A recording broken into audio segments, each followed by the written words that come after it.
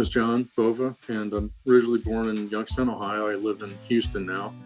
I'm 65 years old, and I've recently, 5 years ago, retired from the oil and gas industry. So most recently, I had a position as a senior geologic advisor with Noble Energy.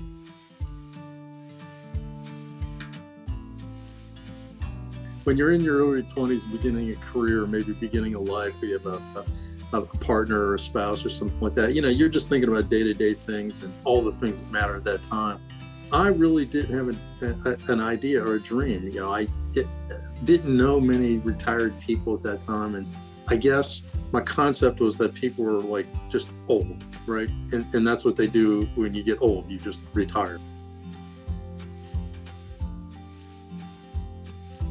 Not really, but I do see that as a trend happening. And the reason I say not really is because probably when I was in my mid-career or something like that, there was this famous email that was going around, and it was from Boeing, I think it was Boeing, big corporation. And it was about a study that someone had conducted about how much longer one might live and how long one works. So in other words, they concluded that the longer you worked, the less likely it was that you would live long.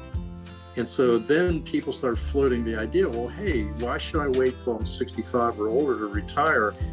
If I retired at 55, my life expectancy might be greater because less stress in your life, blah, blah, blah, blah, blah.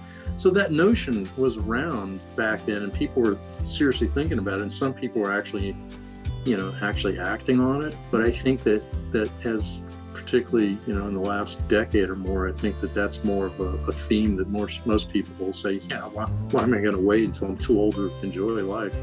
A lot of people have a misconception about retirement, think, it's so easy, you're retired, what do you have to worry about? Well, we have different worries. It's kind of a different kind of a work, or job or responsibility. It's not work necessarily, but it's a different problem now. So you have to keep yourself both physically and mentally occupied, and you have to try to stay as disciplined as you can. So for me, the big challenge was I had a very demanding job. I had a strict schedule. I had lots of travel and meetings and presentations and all that. And all that just kind of ended fairly quickly. So that was like, well, what do I do with myself?